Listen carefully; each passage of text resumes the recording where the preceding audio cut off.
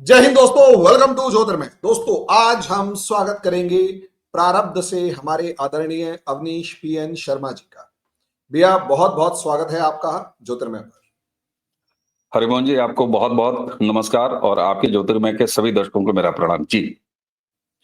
भैया, महाकुंभ से एक तो हमें बड़ा सम्मान, बड़े प्राउड वाली फीलिंग आ रही थी कि भाई बहुत, जिसे कहते हैं सनातन धर्म की ध्वजा जिस तरीके से लहरा रही है। कभी हम इतिहास कभी हम पढ़ते थे कि हज चल रहा है, लाखों की भीड़ जा रही है और उसको ग्लोरीफाई करते हुए ये दिखाया जाता था, देखो कितना महान है, साफ सफाई कितनी है और सब चीजें। वहीं जब वेटिकन सिटी के अंदर पोप का चुनाव होता था तब भी देखते थे कि भीड़ जबरदस्त है। क्रिश्चियनिटी को जिस तरीके से या क्रिसमस को जिस तरीके से दिखाया जाता था कि बहुत महानता, सब चीजें चल रही हैं। पहली बार फील हुआ कि जब से भगवान राम की प्राण प्रतिष्ठा हुई, मतलब राम मंदिर में प्राण प्रतिष्ठा हुई, तो कि हिंदू धर्म भी इसी ग्लोरिफिकेशन के साथ, भव्यता के साथ आगे बढ़ सकता है। तो पिछले साल का जो एक पूरा का पूरा आयोजन था, उसने पूरी दुनिया में हिंदू धर्म का जो एक जिसे कहते हैं कि एक गौरव पताका स्थापित करी। लेकिन उसके बाद अगर हम देखते हैं, महाकुंभ ने उस गौरव पताका को हिमालय पर पहुंचा दिया, इस ऊंचाई पर जब शुरुआत हुई। लेकिन गोरखपुर प्रेस के अंदर वो पहले 200 टेंट जले, उसके बाद वो भगदड़ मची। अब भगदड़ पर बहुत सारे पत्रकारों से लेकर हर कोई सवाल उठा रहा है कि तुम अगर आने वाले लोगों का आंकड़ा बता रहे हो तो मौत का आंकड़ा क्यों नहीं बता रहे। इसी तरीके से और भी बहुत सारे शोर मचे हुए हैं। और जैसे कि मोदी जी कहते हैं कि हम अगर बटेंगे तो उनके घर महफिलें सजेंगी, तो वो बटेंगे तो सिचुएशन बाद में दिखाई दी। हमारे कुंभ में 50 करोड़ लोगों के बीच में थोड़ी सी मिसमैनेजमेंट हुई और उन्होंने महफिलें सजानी शुरू कर दी, तालियां बजानी शुरू कर दी। तो अब खबर आ रही है कि एक और आग लगी, छोटी सी, काबू पा लिया गया, कहीं कुछ हो गया। मतलब अभी तक जो बहुत ही गौरवमयी, बहुत ही खुशनुमा, आनंददायी जो खबरें आ रही थी, अब कहीं ना कहीं वो थोड़ा सा मौनी अमावस्या वाली घटना के बाद हल्का सा उसको डिफेम करने की कोशिश की जा रही है। आप क्या कहना चाहेंगे, वास्तविकता क्या है और प्रोपेगेंडा क्या है? बिल्कुल हरिमोहन जी, देखिए ऐसा है, गिद्धों पर बाद में आएंगे, नकारात्मकता पर बाद में आएंगे। आपने इंट्रो में बड़ा अच्छा कहा, जिस तरीके से, और आपने ये कहा कि कहीं रेगिस्तान वाली जगह पे भीड़ इकट्ठी होती थी, कहीं एक वो पोपा वाली जगह पे भीड़ इकट्ठी होती थी, तो देख के लगता था कि आहा, ये तो बड़ा विराट आयोजन है, इतने सारे लोग हैं। मैं आपको एक हिस्टोरिकल फैक्ट रखता हूँ। कुंभ कब से चल रहा है, इसके पौराणिक इतिहास पर नहीं जाऊंगा मैं। जो मैकाले पुत्र हैं, जिनको हर चीज अगर कोई गोरी चमड़ी वाला लिख के चला गया हो तो उसको बड़े आनंद से वो चाटते हैं, अथेंटिकेट करते हैं और बताते हैं कि बस यही सच है। चलिए साहब, अंग्रेजों ने जो कुंभ के बारे में लिखा है, मेला क्षेत्र के सेक्टर 6, महाकुंभ के सेक्टर 6 में उत्तर प्रदेश संस्कृति विभाग का एक आर्काइव पांडाल लगा हुआ है, एक आर्काइव शिविर लगा हुआ है। उसके अलग अलग हिस्से में पौराणिक से लेके और कुंभ का मॉडर्न जो इतिहास है, वहां तक एक एक डॉक्यूमेंट डिजिटल फॉर्म में भी है मौजूद, और उसको फ्रेम करके बड़ा बड़ा इनलार्ज करके उसकी डिटेलिंग के साथ लगाया। 1876 1876 में अंग्रेज सरकार के दौरान इसी प्रयागराज में कुंभ लगा था। और मौनी अमावस, उस डॉक्यूमेंट पे मौनी अमावस लिखा हुआ है। मैंने वहां से वीडियो भी किया है, मेरे चैनल पे पड़ा हुआ है।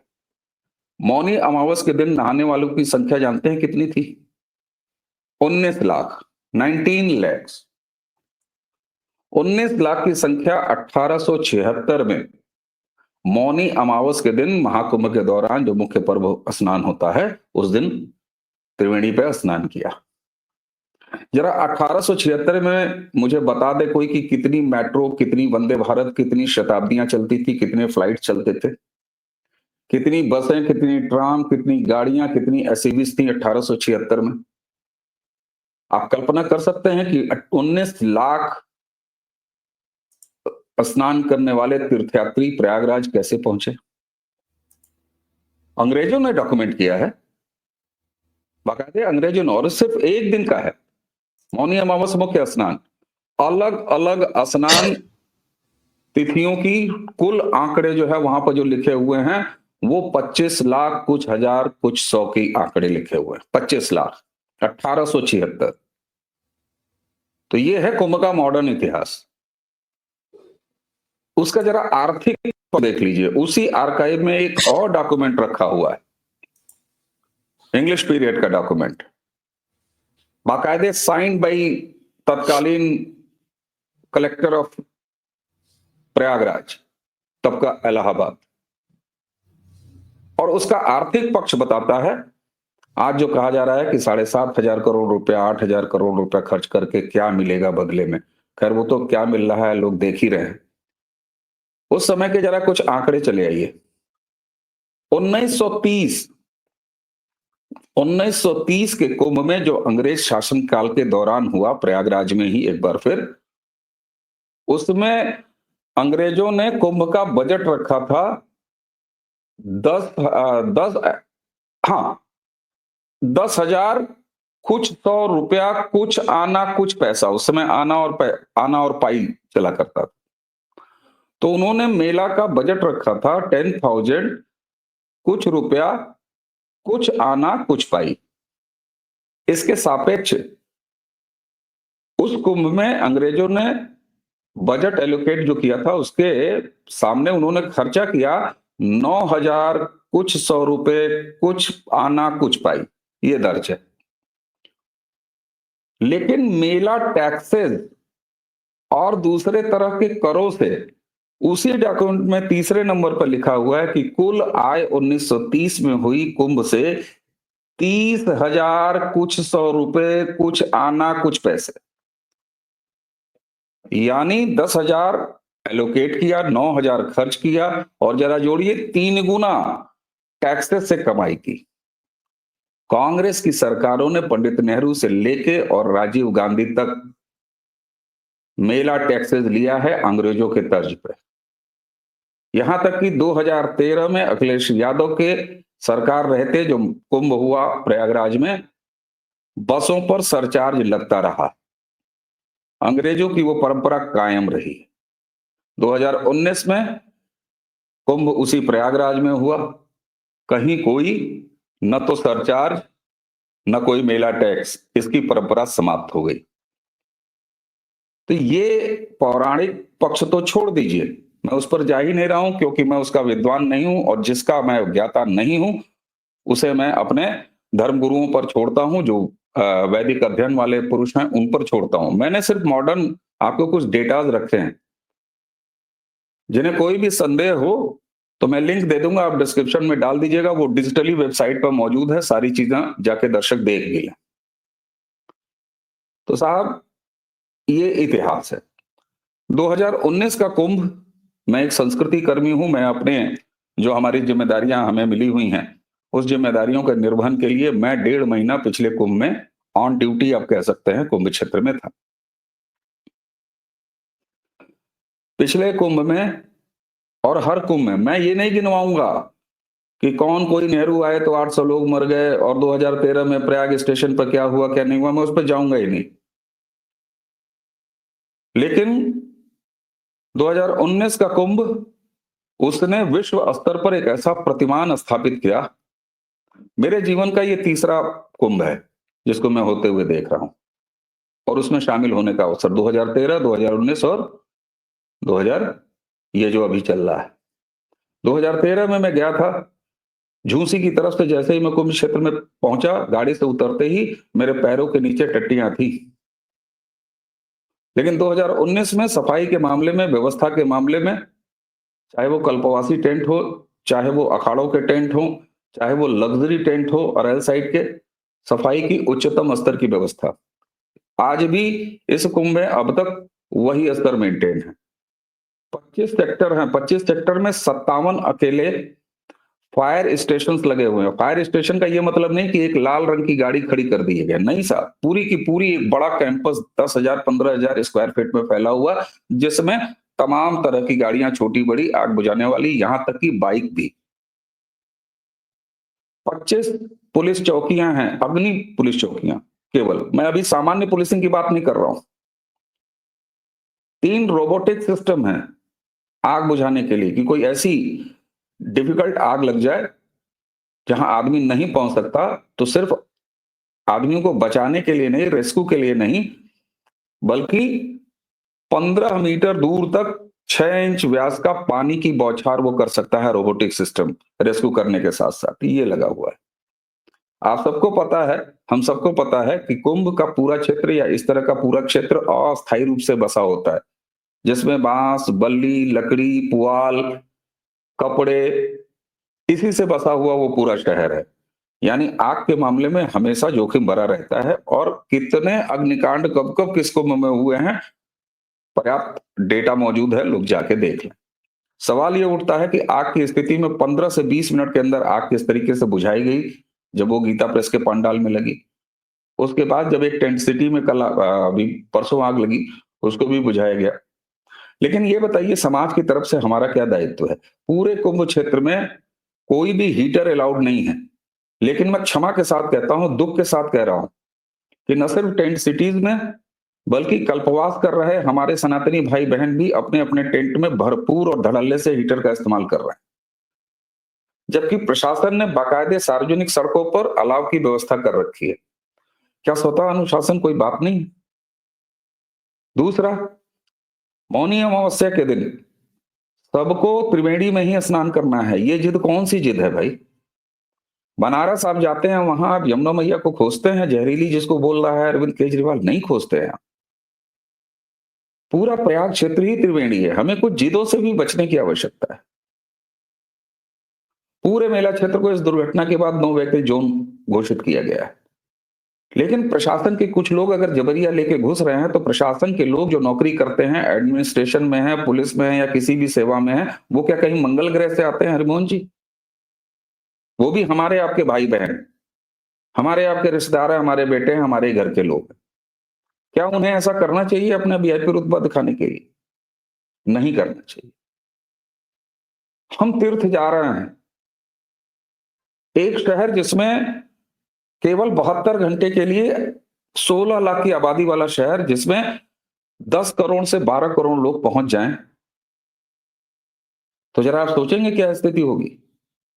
दूसरा, हमारी जिद क्या थी? कि हमारी जिद ये थी कि हम त्रिवेणी में ही स्नान करेंगे, अच्छी बात है।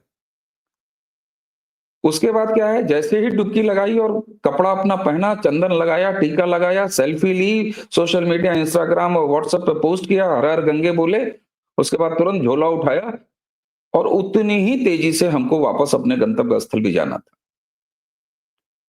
हम लाखों लाख की संख्या में मेला क्षेत्र को अचानक खाली किए, और खाली करने के बाद पहुंच गए दारागंज स्टेशन, पहुंच गए रामबाग स्टेशन, पहुंच गए प्रयागराज जंक्शन, पहुंच गए प्रयाग स्टेशन, पहुंच गए झूसी रेलवे स्टेशन।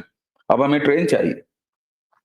एक एक स्टेशन के आगे मौनी अमावस का स्नान समाप्त होने के घंटे भर बाद से लेके कल सुबह तक, बीते कल सुबह तक, आज स्थिति सामान्य है। कल रात से स्थिति बिल्कुल सामान्य है, कल दोपहर से स्थिति बिल्कुल सामान्य है शहर की भी। लेकिन एक एक स्टेशन के आगे 5-5 लाख 4-4 लाख की भीड़। हम तीर्थ करने आए हैं, हमारा काम हुआ और हम निकल लिए। इसने स्थितियों को और विकट बनाया, क्योंकि संख्या बहुत बड़ी। मेला प्रशासन ने लोगों से बार बार ऐसे वीडियोस टहल रहे हैं। एक पुलिसकर्मी मचान से यह अनाउंस कर रहा है, सुरक्षाकर्मी, कि चींटियों की चाल चलिए। क्राउड मैनेजमेंट का ये बहुत बड़ा एक तरीका होता है कि आप धीरे धीरे धीरे धीरे की रफ्तार से चलते हैं, तो धीरे धीरे धीरे धीरे भीड़ अपना काम करती है। आगे एक बड़ा जनसैलाब कहीं एक जगह स्टिक नहीं होता। लेकिन हमने स्वतः अनुशासन में भी भरपूर कमी है। मैं ये नहीं कह रहा हूं, मैं दुर्घटना को ढक नहीं रहा हूं, लेकिन हमें ये देखना पड़ेगा कि दुर्घटना क्या इंतजाम कम होने की वजह से हुए या हमारे अनुशासन तोड़ने से हुए। मौनी अमावस्या के दिन जो लोग शाम के 6 बजे पहुंच गए थे त्रिवेणी, उन्होंने वहां बिस्तर लगा लिए इस बात की प्रतीक्षा कि जब अमृत काल आएगा तभी हम स्नान करेंगे। वो वीडियो जिसमें मेला प्रशासन के लोग अनाउंस कर रहे हैं बाकायदे कि आप पहले आ गए हैं, ये आपका भाग्य है, सौभाग्य है, सामने गंगा मैया है, नहाइए, नहा के निकलिए, औरों को आने की जगह दीजिए। लेकिन नहीं, एक तरफ हमारा एक जन समुदाय के रूप में, एक सनातनी के रूप में अनुशासन को तोड़ना, और दूसरा, मैं हाथ जोड़ के प्रणाम करूंगा हमारे सनातन के पुरोधा संतों का। 13 अखाड़े, राजसी स्नान और अमृत स्नान का एक रिचुअल है जो अखाड़ों का है, जहां हमारे साधु सन्यासी स्नान करते हैं। धन्य वो होते हैं, धन्य गंगा मैया होती हैं, त्रिवेणी धन्य होती है उनके आगमन से। लेकिन जब रात के 1:27 पर यह दुर्घटना हो जाती है, मैं अभी उस कॉन्स्पिरेसी थ्योरी पर नहीं जाता हूं, मैं आऊंगा अभी, एक लाइन उस पर भी बोलूंगा।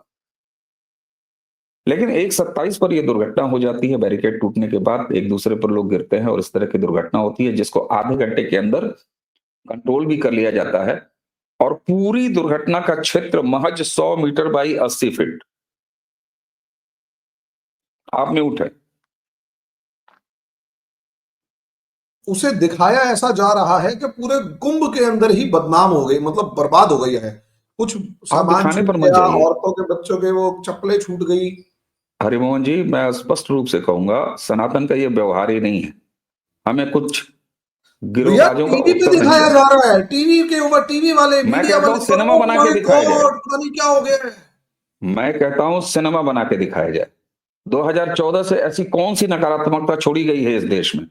जैसे जैसे सनातन आधारित राजनीति का उदय हुआ है भारत में, कौन सी ऐसे दिन है, कौन सी ऐसी रात रही है, कौन सी ऐसी सुबह, कौन सी ऐसी शाम, जब इन गिरोहबाजों ने क्या क्या नहीं दिखाया है। छोड़ दीजिए अभी इसको। हमारा पर्व है, हमारा आयोजन है, सनातन का आयोजन है, हम उस आयोजन पर बात कर रहे हैं, मैं उस पर भी आऊंगा, बिल्कुल आऊंगा साहब।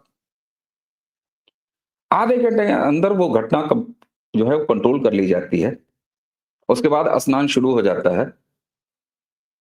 शाम के 6 बजे से लेके वो घटना होने तक 5 करोड़ लोग स्नान कर चुके होते हैं। आधे घंटे के उस घटना के होते हुए कंट्रोल करने में जो लगा समय, उसके बाद लगभग 2:15 बजे से लेके और सुबह 8 बजे तक 3 करोड़ और लोग स्नान कर चुके होते हैं। 5 3 8 करोड़, 8 से 10 करोड़ लोग पूरे महाकुंभ क्षेत्र और प्रयागराज और आसपास के इलाकों में अभी भी स्नान के लिए रहते हैं, यानी 18 करोड़ की संख्या। लेकिन हमारे साधु संतों ने क्या किया, अखाड़ों वालों ने क्या किया, उच्च प्रतिमान जिसको कहते हैं, उन्होंने अपना अमृत स्नान स्थगित किया। उन्होंने कहा हम नहीं जाएंगे, क्योंकि मुख्य मार्ग से त्रिवेणी आते हैं और उनको देखने के लिए भीड़ उमड़ती है, और भीड़ किनारे किनारे बैरिकेडिंग व्यवस्था पे रहती है। जो 40-40 फीट की 2 सड़कें, बीच में डिवाइडर, 80 फीट वाइड रोड बनी है जिस पर वो आते हैं, भव्य तरीके से आते हैं। हमारे साधु सन्यासी जो नागाओं के आना ही देखना बनता है, उसको देखने के लिए 30-30 फीट की जो बगल में सर्विस लेन बनी होती है, उसमें लाखों श्रद्धालु खड़े होते हैं, हाथ जोड़ते हैं। अब कैमरे आ गए हैं, मोबाइल है, सेल्फी लेते हैं, खींचते हैं, फोटो खींचते हैं, संतों से का आशीर्वाद मिलता है। उन्होंने स्थगित कर दिया, कहा कि नहीं जाएंगे हम अमृत काल में, पहले दर्शनार्थियों को, हमारे सामान्य जन को स्नान करने दीजिए दुर्घटना हो जाने के बाद। अखाड़ा परिषद ने समय निर्धारित किया कि ठीक है, 11 साढ़े 11 बजे हम फिर से स्नान के लिए जाएंगे। आदरणीय मुख्यमंत्री आदित्यनाथ जी से उनकी बात हुई, जो खुद एक महंत हैं, खुद एक आध्यात्मिक पुरुष हैं, और संतों ने 11 साढ़े 11 का समय भी स्थगित किया। कहा 11 साढ़े 11 भी नहीं जाएंगे, पहले सामान्य जन को स्नान करने दीजिए। फिर यह तय हुआ कि 2-2:30 बजे 3 बजे के आसपास जाएंगे। और सुने, वो वीडियो है, मौजूद है, टहल रहा है, लेकिन झूठ ज्यादा बिकता है, सच थोड़ा कम बिकता है। इसलिए हो सकता है बहुतों ने वो वीडियो नहीं देखा हो, जूता चप्पल कपड़े के अलावा। सच बिकता नहीं है, सच लिया जाता है। झूठ बिकता है। 2 से 3 बजे के बीच हरिमोहन जी, हमारे साधु संतों ने बैठ के, अखाड़ा परिषद ने ये डिसीजन लिया कि हम आज जाएंगे ही नहीं स्नान के लिए। लेकिन वो एक रिचुअल है, उस रिचुअल को निभाना भी था। तो इतना बड़ा निर्णय इतिहास में कुंभ के कभी हुआ नहीं। ये वही कुंभ क्षेत्र है, वही अखाड़े हैं जहां कौन पहले स्नान करेगा, कौन बाद में स्नान करेगा, इसको लेके हिंसक लड़ाइयां हुई हैं अखाड़ों के बीच में। ये इतिहास रहा है। और इस महाकुंभ ने एक ऐसा इतिहास लिखा है जो कि कब आगे लिखा जाएगा मैं नहीं जानता।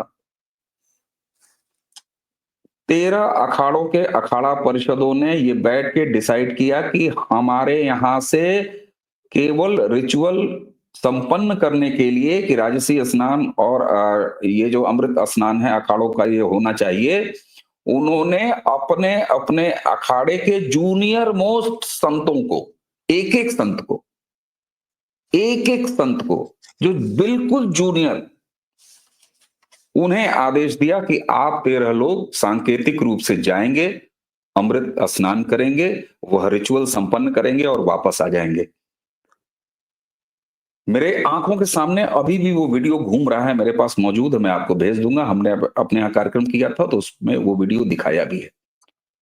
पूरी 80 फीट की सड़क खाली, केवल 13 संत उस वीडियो में गिने जा सकते हैं। एक भी संत पहचान नहीं पाएंगे उनके कपड़ों के अलावा। जो लोग अखाड़ों को जानते हैं कि पीला कपड़ा किसका होता है, नागा कैसे दिखते हैं, सारे अखाड़ों के 13 अखाड़ों के मात्र 13 जूनियर संत गए, स्नान किया, स्नान करके वो रिचुअल सनातन का कंप्लीट किया और अपने अपने अखाड़ों में वापस लौट गए। ये संभव हो सका क्योंकि 25 करोड़ आबादी वाले आयोजक उत्तर प्रदेश के मुख्यमंत्री वो हैं जो धर्म पथ से चलकर राजपथ तक पहुंचे हैं, जो एक धर्माधिकारी हैं और उसके बाद वो एक राजनीतिक पद पर बैठे हुए हैं। ये उनके कारण संभव हुआ है। वरना यही नेहरू ने 50 के दशक में अखाड़ों के भीतर राजनीति करने के लिए अखाड़ा परिषद बनाया। ये अखाड़ा परिषद नेहरू का बनाया हुआ है ताकि एक जगह हम इनको किसी तरीके से उपकृत करके अपने कंट्रोल में कर सके। ये तो हमारे संतों का अपना उच्चतम चरित्र है कि नेहरू की वो संकल्पना सच नहीं हुई और वो कभी साकार नहीं हुई। अब आते हैं दुर्घटना पर।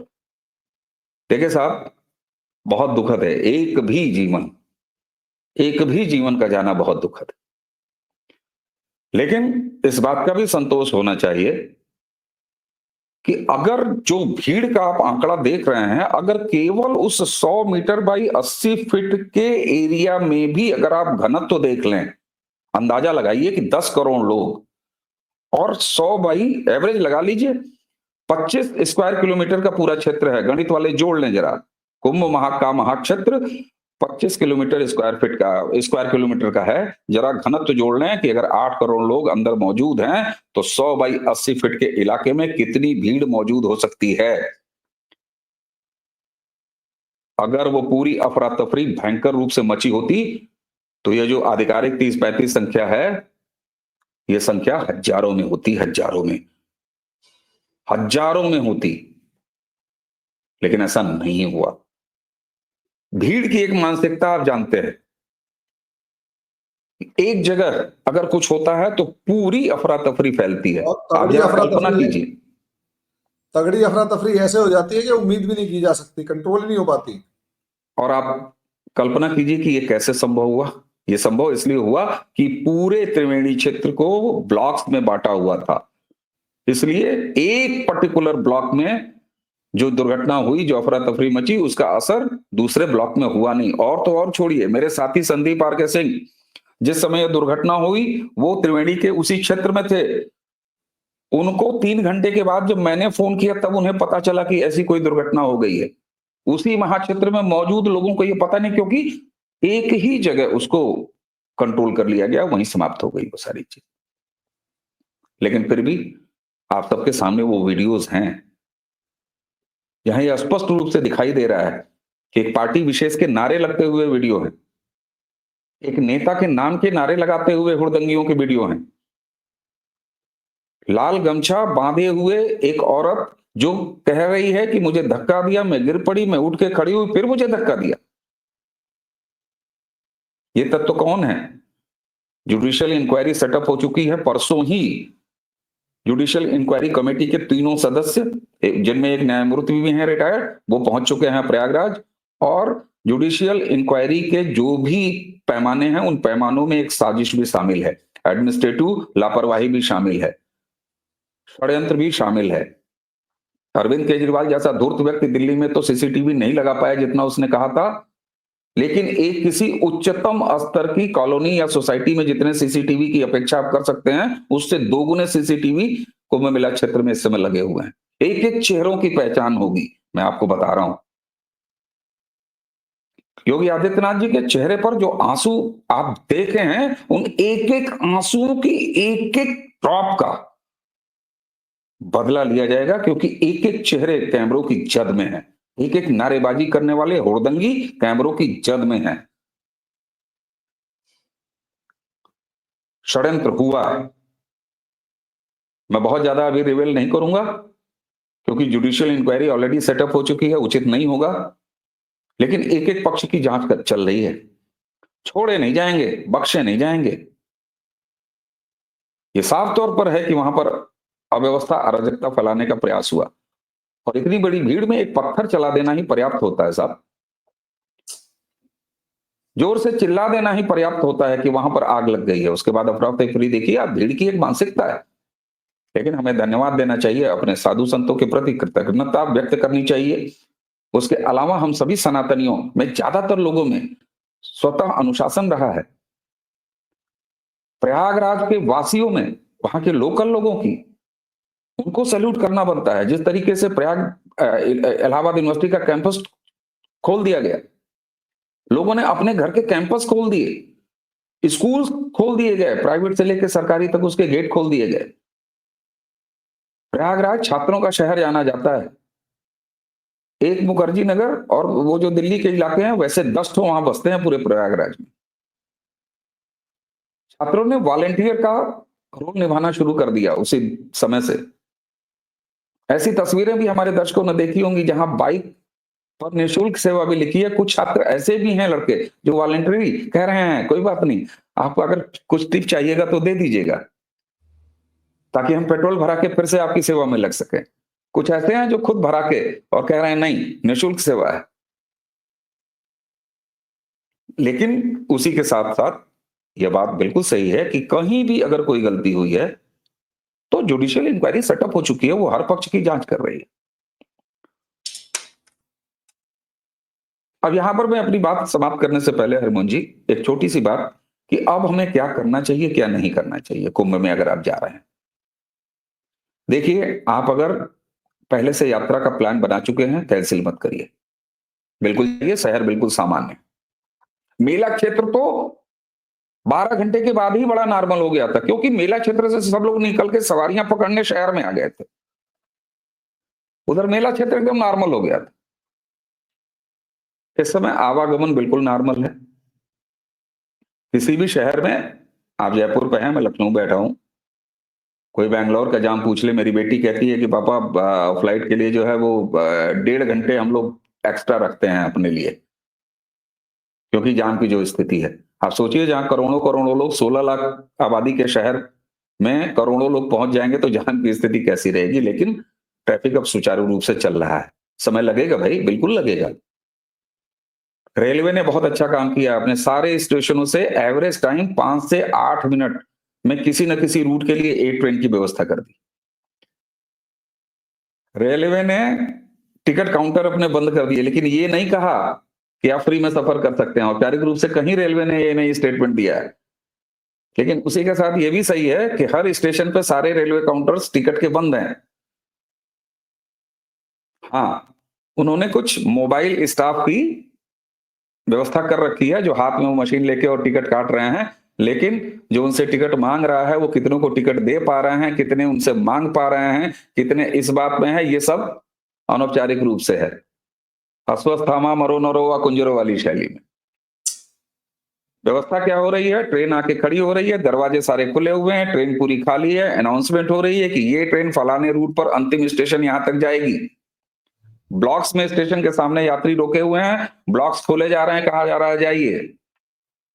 अगर सीधे सीधे आपके गंतव्य स्थल तक ये ट्रेन नहीं जा रही है, लेकिन मान लीजिए आप जयपुर की तरफ से आए हैं, बीकानेर की तरफ से अगर कोई ट्रेन जा रही है तो आप इसमें भी बैठ जाइए, जहां से आप उतर के जयपुर की तरफ जा सकते हो वहां उतर जाइए, लेकिन प्रयागराज से विदाई चले जाओ। लीजिए, आपका तीर्थ हो गया।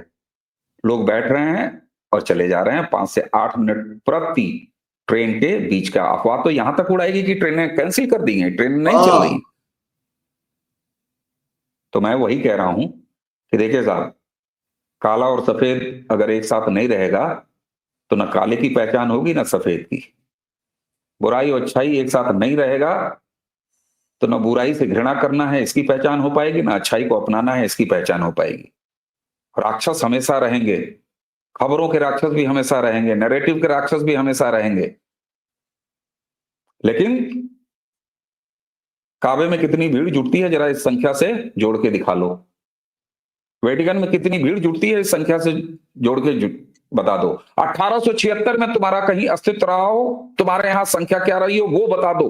तुम्हारे अंग्रेजों ने ही आर्काइव में लिख के रखा हुआ है कि 19 लाख लोग एक अमावस के दिन और 25 लाख लोग 1876 के उस एक कुंभ में नहा के गए। बता दो हमें, तुम्हारे पास कोई ऐसा नंबर हो तो वो भी बता दो कि 1930 के आसपास का, कि लगाया 10 और पाया 30, वो भी टैक्स वसूल के। सनातन टैक्स वसूलता है, हज के लिए सब्सिडी नहीं मांगता। आज अगर कोई 10,000 करोड़ रुपया कोई सरकार अगर इन्वेस्ट कर रही है तो वो कितने गुना उसकी वापसी होगी सनातन इकोनॉमी के रूप में, इसकी कल्पना करो। लेकिन तुम्हें दर्द इसलिए है कि थूकने वाला अब्दुल वहां एंट्री नहीं पाया। तुम्हारा दर्द ये है, तुम्हारा दर्द यह है कि तुम चाहते थे कि हजारों लोग वहां दबे कुचले जाएं, संख्या बहुत सीमित रह गई, दुर्घटना का समय इतना कम कर दिया गया। तुम्हें दर्द ये है। आप हताशा और निराशा का स्तर देखिए जरा इनका। इसलिए मैं कहता हूं नकारात्मकता पर कोई काम देने की आवश्यकता नहीं है, और समाज ने नहीं दिया है। आज भी एक रिकॉर्ड संख्या बनेगी, अभी बसंत पंचमी का स्नान आने दी, रिकॉर्ड संख्या बनेगी। आज भी संख्या रिकॉर्ड है। इस समय जब हम आपसे बात कर रहे हैं उस समय भी त्रिवेणी का, अभी अगर आप कहिए तो मैं लाइव आपसे बात करा दूं, मेरे सूत्र वहां पर हैं और आपको वीडियो दिखाई देगा कि अभी भी क्या स्थिति है। किसी का उत्साह कम नहीं हो रहा। हाँ, थोड़ा सा आराम आराम से, तीर्थ आए हैं, समय लेके आइए। प्रॉब्लम ये है कि अभी एक लेडी की वीडियो रिकॉर्ड हो रही है, कह रही है कोई व्यवस्था नहीं है, हम 8 किलोमीटर से चले जा रहे हैं। अरे आंटी, आप और वो हैं जो हर दूसरे दिन छुट्टी मनाने शिमला भाग जाते हैं और 6-8 घंटे ट्रैफिक जाम में फंसे रहते हैं। कहते हम चलते चलते थक गए हैं। दीदी आप आए क्यों थे, बस ये बता दो। एहसान क्यों करने आए? एहसान करने क्यों आए थे? क्यों एहसान करने आए? बस। और सुनिए, मैंने भी उसी कुंभ क्षेत्र में ये भी दृश्य देखे हैं। महंगी महंगी एसयूवी गाड़ी, आपके यहां बात हो रही थी, मैंने इससे पहले भी इसको कहा है, फिर दोहरा रहा हूं, मैंने अपनी आंखों से देखा। महंगी महंगी एसयूवीज गंगा की रेतियों पर ऐसे खड़ी हैं, जहां पार्किंग में ऐसे खड़ी हैं, और वो मासूम से सो कॉल्ड एलीट कहे जाने वाला परिवार, एलीट की तरह देखा जाने वाले बच्चे पैदल चले जा रहे हैं, एंजॉय कर रहे हैं। मैं खुद करणपुर से लेके और मैं अपने मित्र के साथ पहले बाइक से हम लोग चले, हमने अपनी गाड़ी कहीं और खड़ी की, फिर बाइक पे आए, बाइक से थोड़ी देर गए, फिर बाइक को भी तिलांजलि दी, उसके बाद पैदल गए। क्यों आए हो भाई? तुम्हारे बाथरूम में टोटी है ना, वही नहा लो। और इतना ही तो केजरीवाल वाले यमुना जी में मैया में जाके डुबकी लगा लो, और नहीं तो चुल्लू भर पानी हाथ में लो और शर्म की डुबकी लगा लो। जी भैया, जिस तरीके से आपने समझाया, सच में हमारे सनातन को बदनाम करने के लिए कुंभ में अराजकता फैलाई जा रही है। मुझे तो ये समझ में आया, ऐसा कुछ है नहीं। अफवाहें और अराजकता फैलाने के लिए अफवाहें फैलाई जा रही हैं ताकि सनातन को बदनाम किया जा सके और उनके घर में महफिलें सजें। मैं भी इसी चीज के साथ इसी लाइन के साथ अपना ये सेशन यहीं समाप्त करता हूँ। भैया आपने टाइम दिया, बहुत बहुत शुक्रिया। जाने से धन्यवाद। पहले यही रिक्वेस्ट करूंगा कि अवनीश भैया का चैनल प्रारब्ध PRAARABDH है, प्रारब्ध सामने स्पेलिंग। लिखा है। हाँ, सामने लिखा है, कई बार क्या होता है वो PRA लिख देते हैं, तो नहीं, थोड़ा सा दर्शक अगर हिंदी में भी टाइप करेंगे, PRA भी टाइप करेंगे, PRAA भी टाइप करेंगे, तो आपका ये विनम्र चैनल आपको यूट्यूब पे मिल जाएगा। और हमारे चैनल ज्योतिर्मय ग्लोबल और कर्मण्य तीनों को लाइक करें, सब्सक्राइब करें, शेयर करें, बेल आइकन जरूर दबाएं। थैंक यू भैया, बहुत बहुत शुक्रिया। Thank you. धन्यवाद, नमस्कार।